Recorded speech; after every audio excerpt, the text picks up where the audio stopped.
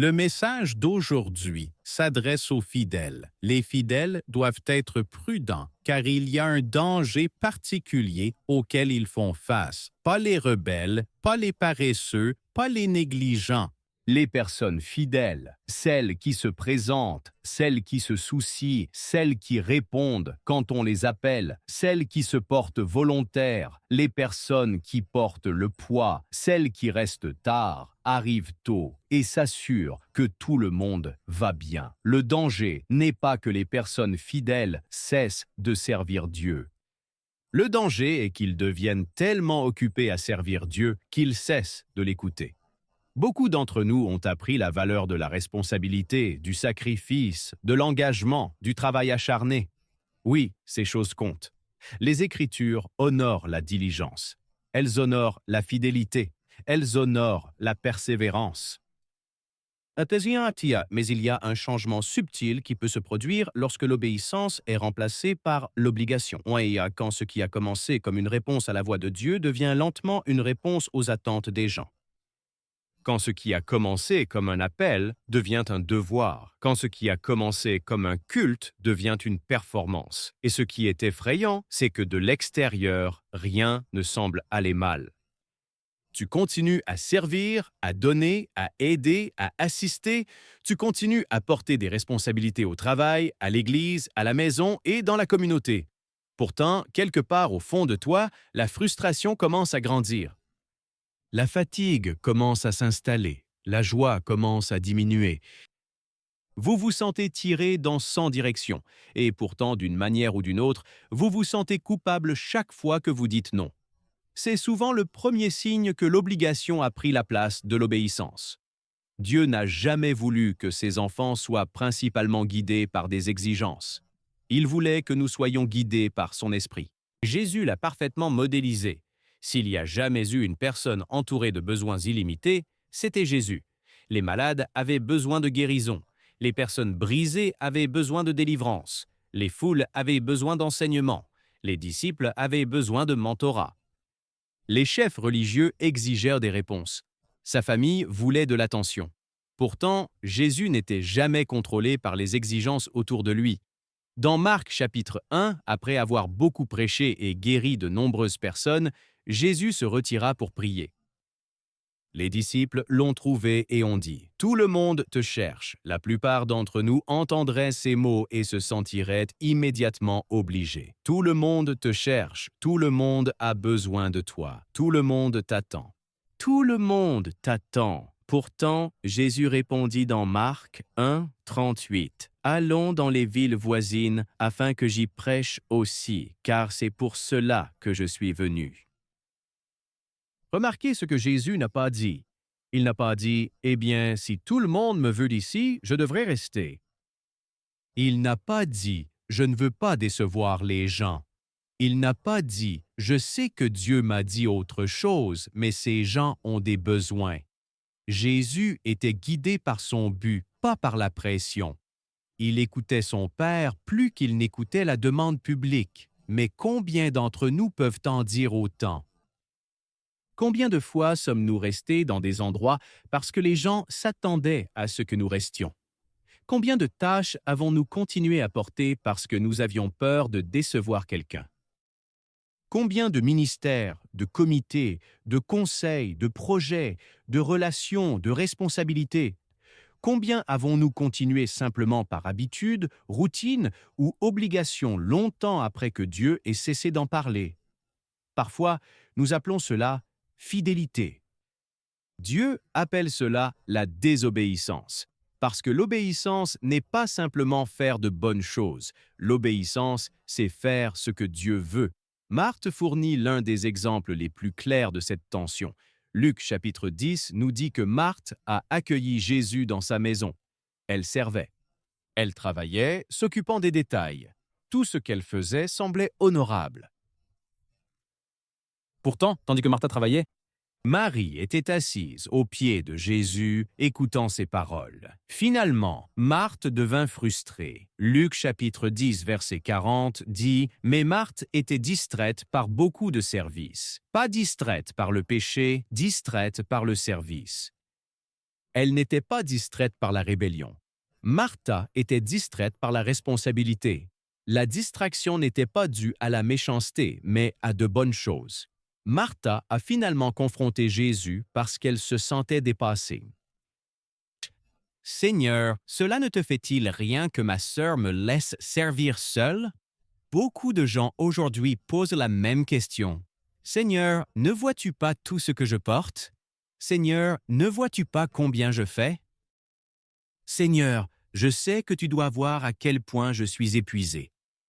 La réponse de Jésus est à la fois compatissante et corrective. Martha, Martha, tu t'inquiètes et te troubles pour beaucoup de choses, mais une seule est nécessaire. Jésus ne critiquait pas son service, il corrigeait ses priorités. Écouter est venu avant le travail, la relation est venue avant la responsabilité, la présence avant la performance. Martha agissait pour Jésus, tandis que Marie était avec Jésus. L'une agissait par obligation, l'autre par connexion. Et je crois que Martha avait un appel pour le service. Mais quelque part, en cours de route, son cœur et son attention ont changé. Quand la joie de servir disparaît, il est temps de se reconnecter à celui qui donne la joie. Et beaucoup trop de croyants se retrouvent épuisés parce qu'ils essaient de soutenir des responsabilités sans maintenir l'intimité. La vérité est que la famille peut nous éloigner de notre but.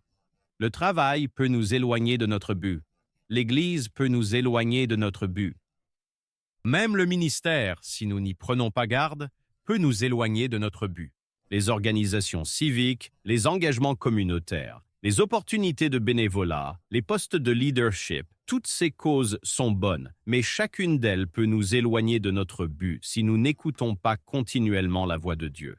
Nous devons réaliser que chaque opportunité n'est pas une mission.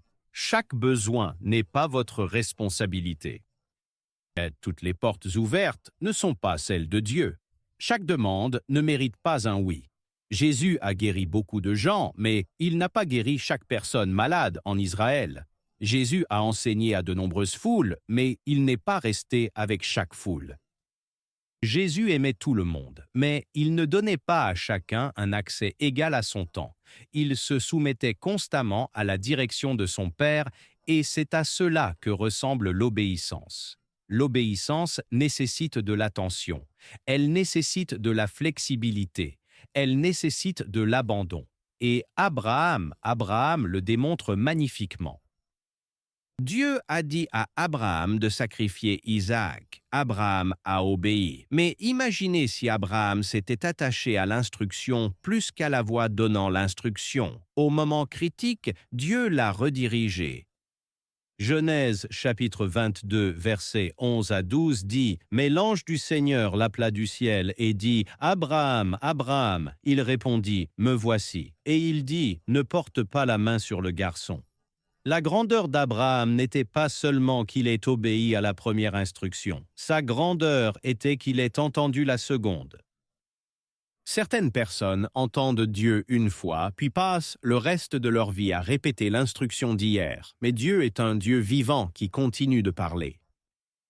Nous devons réaliser que le même Dieu qui dit d'y aller peut plus tard dire de rester. Le même Dieu qui dit de construire peut plus tard dire de relâcher. Peut-être que Dieu vous a dit de commencer, mais vous devez écouter pour voir s'il dit de terminer. Le même Dieu qui dit de le porter peut plus tard dire « pose ça ». Nous ne devons jamais être plus attachés à une parole passée qu'à la voix présente de Dieu. Et c'est pourquoi nous avons désespérément besoin de Réma. Pas seulement ce que Dieu a dit, mais ce qu'il dit. Pas seulement l'instruction d'hier, la direction d'aujourd'hui. Pas seulement un souvenir de sa voix, mais une relation actuelle avec sa voix. Parce que beaucoup de croyants fonctionnent sous des instructions expirées en upper induriure diords. Instructions. Ils essaient de produire des fruits dans des saisons que Dieu a déjà terminées. Ils se battent pour maintenir en vie ce que Dieu essaie de faire évoluer. Ils portent maintenant des fardeaux que Dieu n'a jamais assignés à cette saison. Nous devons faire attention à ne pas rester dans des rôles parce que nous avons autrefois entendu Dieu et maintenant les gens aiment ce que nous faisons. Et donc nous continuons. Mais nous n'avons pas pris le temps de nous demander si Dieu dit toujours la même chose. et je veux que vous sachiez qu'il y a une différence profonde entre la loyauté envers Dieu et la loyauté envers une saison. Le Saint-Esprit guide, dirige, corrige, redirige, révèle constamment. Mais si nous refusons de ralentir suffisamment pour écouter, nous pouvons devenir incroyablement productifs tout en devenant spirituellement déconnectés. Dieu ne nous a pas appelés à être poussés, il nous a appelés à être guidés. Romains 8,14 dit « Car tous ceux qui sont conduits par l'Esprit de Dieu sont fils de Dieu ». Conduit, pas poussé, pas pressurisé, pas manipulé, pas culpabilisé, mais conduit. Peut-être que la plus grande invitation que Dieu adresse à certains de ses fidèles en ce moment est simplement celle-ci. Ralentissez, faites une pause. Assieds-toi à mes pieds à nouveau. Baisse le volume des attentes. Fais taire la peur de décevoir les gens. Abandonne le besoin de prouver ta valeur par la productivité et arrête de mesurer ta valeur par ce que tu accomplis. Nous devons nous rappeler que notre identité se trouve dans le fait d'être son enfant avant d'être son serviteur. Le royaume n'a pas besoin de plus de travailleurs épuisés fonctionnant par obligation. Il a besoin de fils et de filles soumis avançant dans l'obéissance. Dieu ne cherche pas des gens qui feront simplement plus, il cherche des gens qui écouteront. Et parfois, la chose la plus sainte que vous puissiez faire est de vous arrêter assez longtemps pour entendre ce que Dieu dit ensuite. Maintenant, alors que nous avançons vers un temps de prière, parlons de notre cœur au Père. Mais cette fois, quand nous aurons fini de parler, avant de passer à la prochaine chose, faisons une pause un instant. Faites une pause pour l'entendre, faites une pause pour le ressentir, faites une pause pour voir s'il y a un mot précédent, faites une pause pour une onction, une impulsion sacrée, une confirmation ou peut-être une correction. Et à partir de ce moment, traitons vraiment la prière comme une conversation. Approchons-la comme une communication partagée, sachant que Dieu écoute quand nous parlons et déterminé à donner à Dieu ce même espace où il peut parler et nous écouterons. Et ensuite, nous irons un peu plus loin. Nous obéirons. Père, nous venons devant toi avec des cœurs honnêtes. Nous reconnaissons qu'il y a eu des périodes où nous avons confondu obligation et obéissance. Nous avons porté des responsabilités que tu n'as jamais assignées. Nous avons laissé les attentes, les exigences, la culpabilité et la pression devenir plus fortes que ta voix. Nous avons été des travailleurs fidèles, mais parfois nous avons été des auditeurs inattentifs. Père, s'il te plaît, pardonne-nous. Votre parole dit dans Jean 10, 27, « Mes brebis entendent ma voix, je les connais et elles me suivent. Apprends-nous à entendre à nouveau clairement ta voix. Calme le bruit en nous, calme les opinions autour de nous.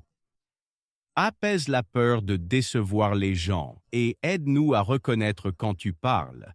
Aide-nous à entendre quand tu rediriges et aide-nous à sentir quand tu nous dis de lâcher les choses que nous portons. Père, crée en nous le cœur de Marie qui choisit la meilleure part. Délivre-nous de l'anxiété de Marthe lorsque le service devient déconnecté du fait de s'asseoir à tes pieds. Dieu, apprends-nous à travailler à partir de l'intimité plutôt que de l'effort. Apprends-nous à servir à partir de l'abondance plutôt que de l'épuisement. Seigneur, nous demandons que nos esprits soient plus connectés à toi que nos cœurs ne le sont aux gens. Que notre amour pour les autres ne dépasse jamais notre abandon à toi, que notre désir d'aider les gens ne jamais devenir plus grand que notre désir de vous obéir. Aidez-nous à aimer la famille sans les adorer. Aidez-nous à servir l'Église sans être asservis par ses attentes. Aidez-nous à travailler avec diligence sans faire du travail notre maître. Aidez-nous à participer à de bonnes causes sans perdre de vue notre vocation donnée par Dieu.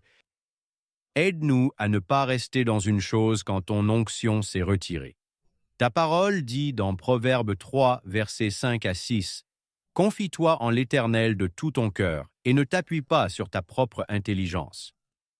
Dans toutes tes voies, reconnais-le, et il dirigera tes sentiers. Dirige nos sentiers, Seigneur, non selon la tradition, non selon la pression, non selon l'habitude ou la responsabilité ou l'obligation, mais selon ton esprit. Donne-nous le courage d'Abraham d'entendre à la fois la première instruction et le mot précédent. Donne-nous la sensibilité de reconnaître quand une saison a changé. Protège-nous de rester attachés à la parole d'hier quand tu dis quelque chose de nouveau aujourd'hui. Saint-Esprit, garde nos cœurs tendres, nos oreilles attentives et nos mains abandonnées. Apprends-nous à céder rapidement lorsque tu nous rediriges. Apprends-nous à bouger quand tu dis de bouger et à nous arrêter quand tu dis de nous arrêter. Ne nous laisse jamais devenir si occupés à faire des choses pour toi que nous cessons de marcher avec toi. Par-dessus tout, que notre plus grand désir soit de te plaire, Dieu. Quand nous nous tiendrons devant toi, qu'il soit dit que nous avons suivi ta voie fidèlement. Nous voulons vous entendre dire « Bien joué, bon et fidèle serviteur ». Mais cette fidélité, nous comprenons qu'elle doit être envers vous. Pas fidèle aux gens, pas fidèle à ce à quoi nous sommes habitués, mais fidèle à vous, Seigneur. Pas à chaque demande, pas à chaque attente, pas à chaque opportunité, mais fidèle à ta voix. Seigneur, nous écoutons. S'il te plaît, parle encore. Et si ta voix dit de rester et de continuer, nous resterons et continuerons. Si ta voix dit d'arrêter, de partir ou de tourner, quoi que tu dises, Dieu, là où tu nous conduis, nous te suivrons. Au nom de Jésus. Amen. La Bible dit « Je louerai le Seigneur en tout temps.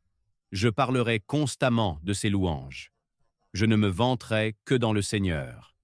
Que tous ceux qui sont démunis prennent courage. Venez, proclamons la grandeur du Seigneur.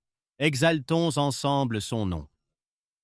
Par conséquent, mes chers frères et sœurs, soyez fermes, inébranlables, excellez toujours dans l'œuvre du Seigneur, faites toujours de votre mieux et faites plus que nécessaire, en étant continuellement conscients que votre travail, même jusqu'à l'épuisement, dans le Seigneur n'est ni futile ni gaspillé. Il n'est jamais sans but. Car tout vient de lui et existe par sa puissance et est destiné à sa gloire, toute gloire à lui pour toujours. Amen.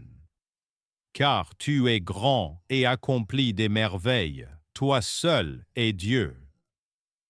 Enseigne-moi tes voies, ô Seigneur, afin que je vive selon ta vérité. Accorde-moi la pureté de cœur pour que je puisse t'honorer. De tout mon cœur je te louerai, ô Seigneur mon Dieu. Je rendrai gloire à ton nom pour toujours.